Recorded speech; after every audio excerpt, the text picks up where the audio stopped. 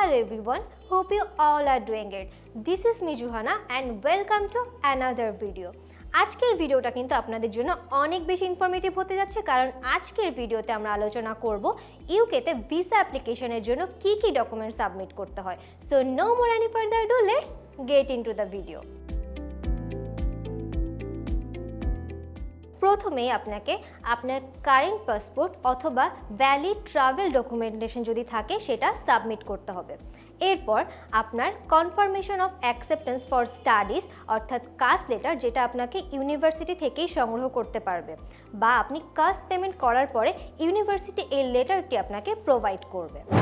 এরপরেই ইউকেতে পড়াশোনা কিংবা লিভিং এক্সপেন্স বিয়ার করার জন্য আপনার কাছে পর্যাপ্ত টাকা আছে কিনা তার একটি স্টেটমেন্ট আপনাকে প্রদান করতে হবে।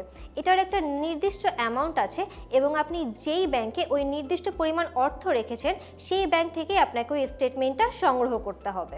এছাড়াও আপনি যদি ইউকেতে কোনো রিসার্চ প্রোগ্রামে যেতে চান বা এমন কোনো কোর্স নিয়ে পড়তে যেতে চান যেখানে আপনাকে অতিরিক্ত কেমিক্যাল নিয়ে কাজ করতে হবে বা প্রচুর এক্সপেরিমেন্ট করতে হবে কিংবা সামরিক অস্ত্র বা গণবিধ্বংসী অস্ত্র তৈরি অথবা সরবরাহ করতে হবে, সেক্ষেত্রে কিন্তু আপনাকে অ্যাটাচ সার্টিফিকেটও জমা দিতে হবে।